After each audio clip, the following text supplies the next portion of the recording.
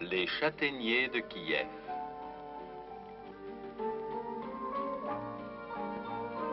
Réalisateur Nebera. Prise de vue Kaminski et Epstein. Studio de films d'actualité et documentaires d'Ukraine.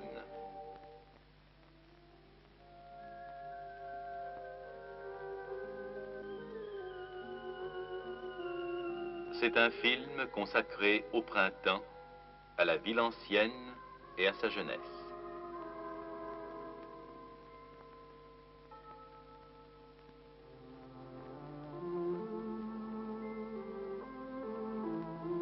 Kiev a déjà connu plus de 1000 printemps.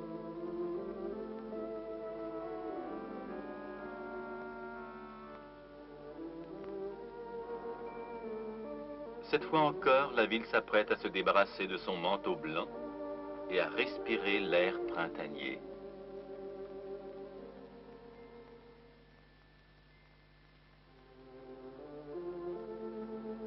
Le printemps se hâte.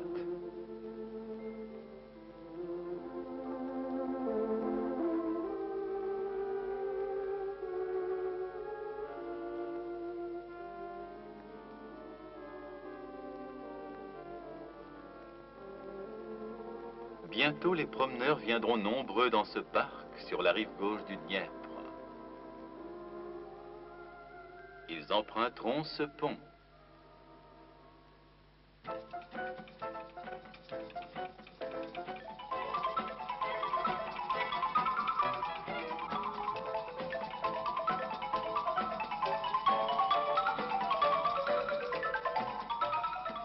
Des milliers d'habitants de Kiev trouveront leur lieu de prédilection sous le soleil ou dans une hutte.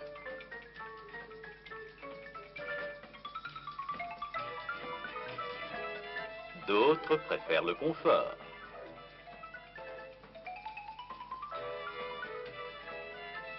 Les pensionnats de Kiev accueilleront bientôt les premiers visiteurs. Mais laissons d'abord venir le printemps.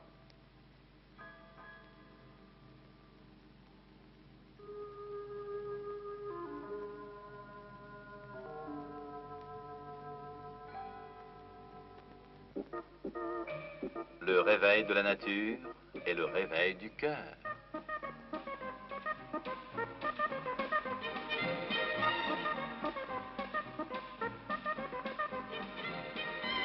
Les coiffeurs sont tous à leur besogne, tandis que les clientes, pour être belles, doivent souffrir la queue.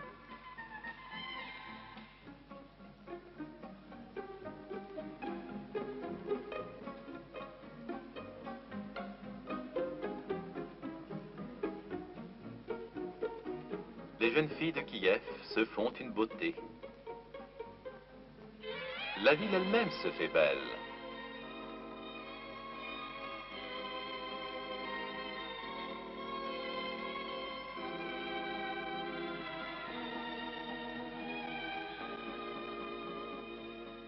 Le printemps est une saison où tout change de couleur.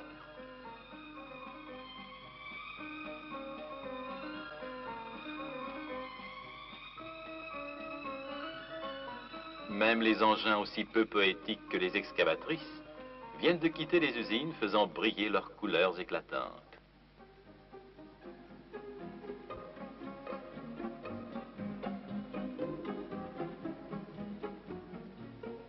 Les habitants de Kiev ne veulent pas manquer l'occasion de reproduire les couleurs de printemps sur la toile.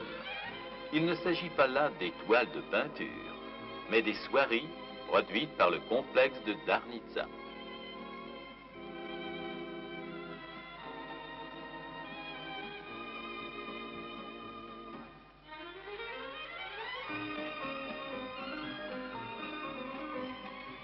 Chaque année, le printemps est accueilli par des tissus de toutes les couleurs.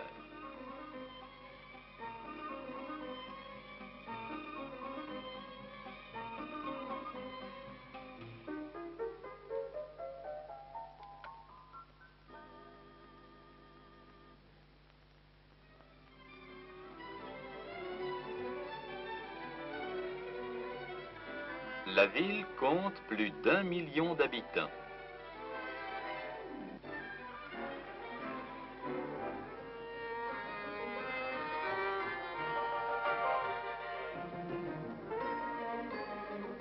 Il y a à Kiev plusieurs milliers de rues, des centaines de parcs et de squares, des dizaines de places. La place du Komsomol léniniste, la place de la Victoire,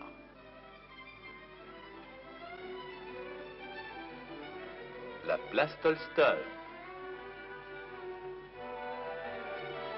la place Kalinine, le Khreshchatyk, ancienne avenue reconstruite après la guerre.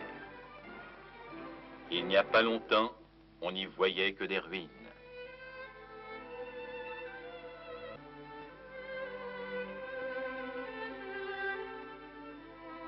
Telles furent les conséquences de l'invasion des hordes fascistes.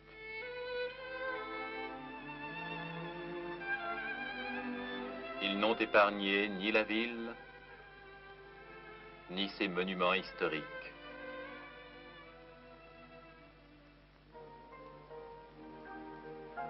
Aujourd'hui, Kiev est entièrement restauré.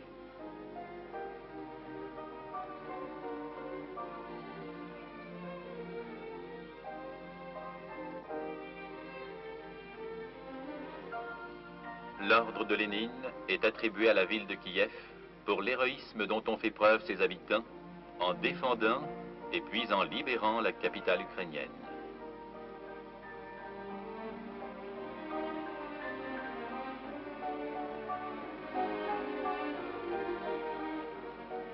Les soviétiques connaissent le prix de la guerre. Aussi sont-ils tellement attachés à la paix et savent-ils se réjouir d'un printemps de paix.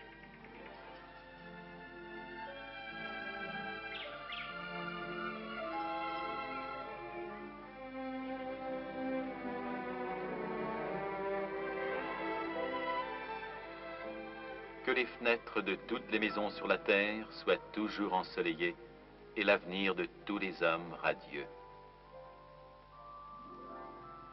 Au printemps, les enfants de Kiev se réveillent de bonne heure.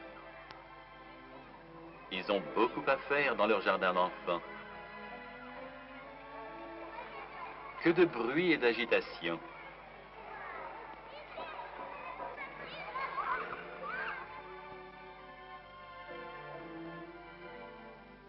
Ici, c'est le calme, le domaine des gens sérieux.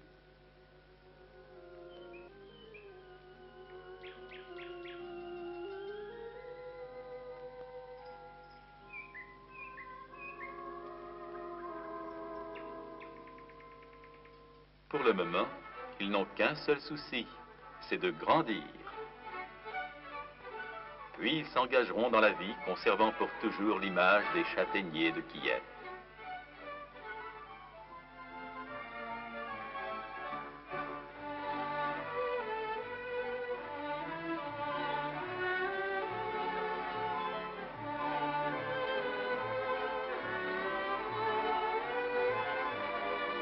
Le temps viendra où les enfants iront à l'école.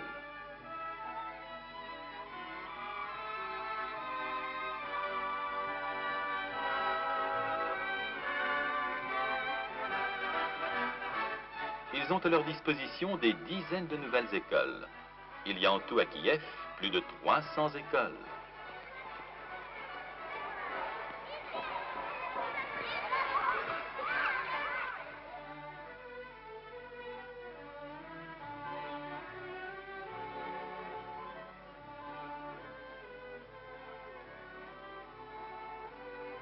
Les petits s'installeront à leur pupitre et la première institutrice leur ouvrira la première page du livre des connaissances.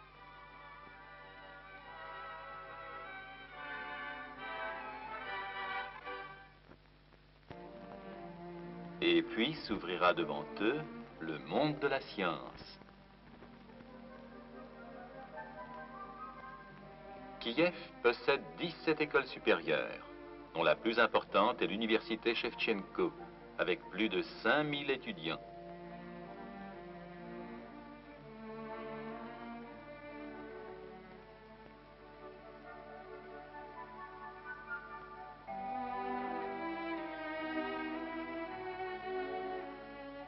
Après les études universitaires, les jeunes peuvent travailler dans des instituts de recherche scientifique.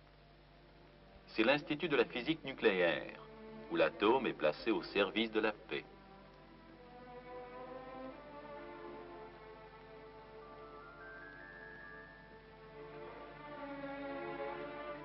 Des hommes bien préparés viendront dans les entreprises pour créer des machines nouvelles, prenant la relève de leur père.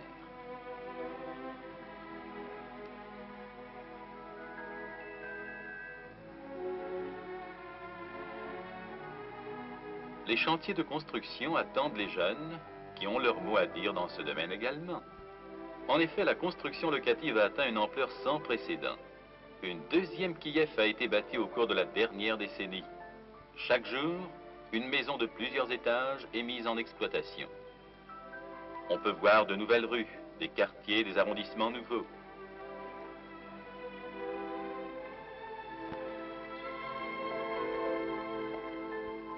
Aujourd'hui, le centre de la ville ne se distingue guère de sa banlieue.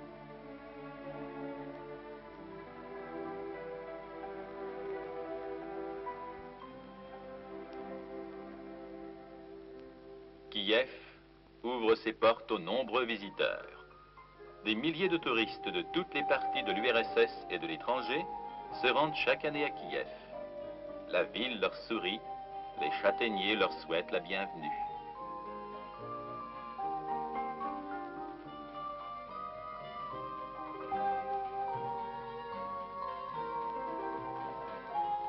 Seuls les monuments rappellent l'âge de la ville, évoquant son histoire.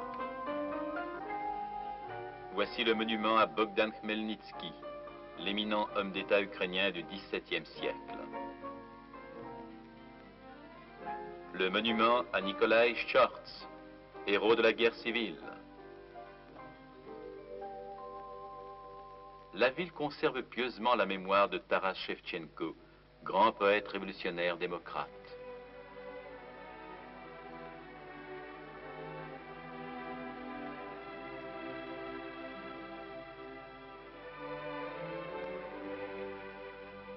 Sur les rives du Dniepr, Shevchenko crée ses œuvres immortelles.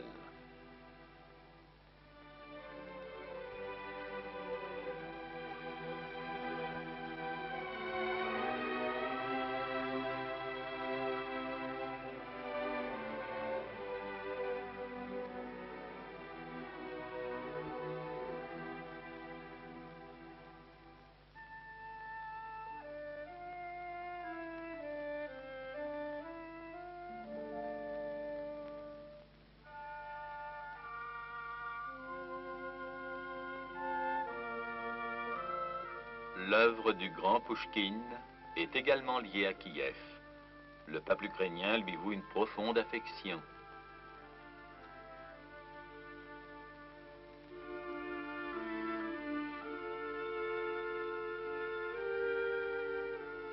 Le monument au prince Vladimir, qui fut à l'origine du baptême de Russie, fait revivre les événements des siècles passés.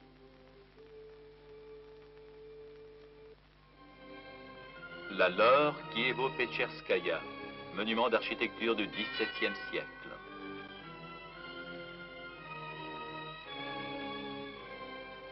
La cathédrale Sainte-Sophie, construite au XIe siècle.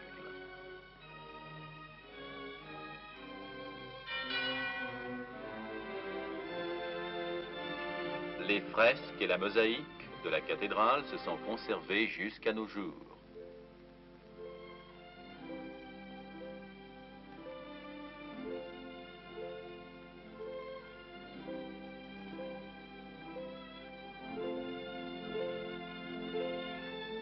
Autrefois, les pèlerins venaient des régions éloignées vers les saints lieux de Kiev. D'ailleurs, on en voit aujourd'hui encore qui viennent contempler les célèbres grottes de la Lore.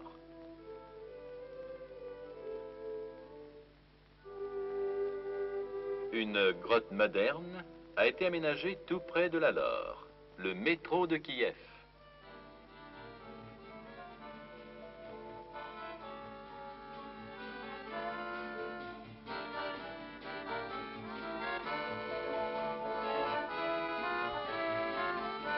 Il a été ouvert à peine quelques années.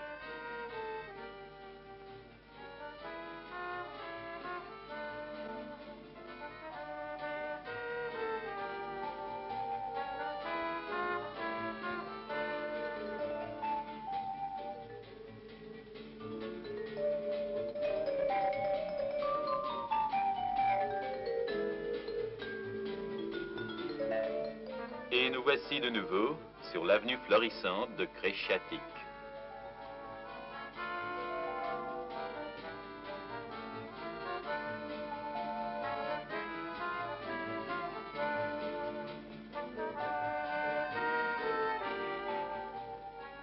La ville a ses préoccupations.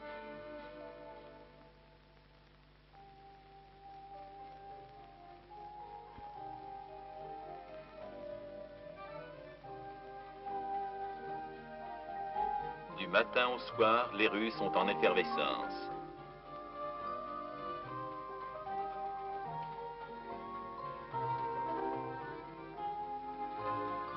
Dans ce tumulte, on voit se réaliser les plus grands espoirs. Ces amoureux ont vu aussi leurs rêves se réaliser. Dans le palais des noces, ils se sont jurés de rester fidèles toute la vie.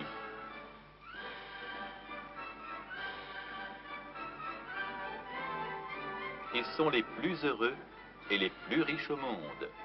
Leur ville, leur quartier nouveau Nevski, s'étale devant eux.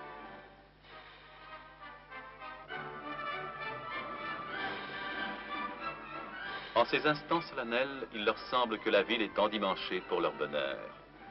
Le temps passera et un nouveau citoyen viendra au monde.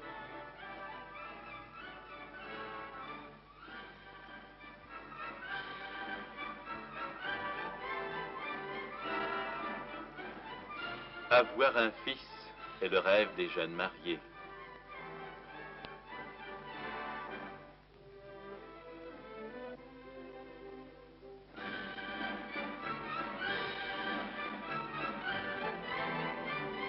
Leur plus grand désir aussi est qu'il y ait toujours un ciel serein au-dessus de tous les enfants du monde et que les branches de châtaignier se penchent sur leurs têtes.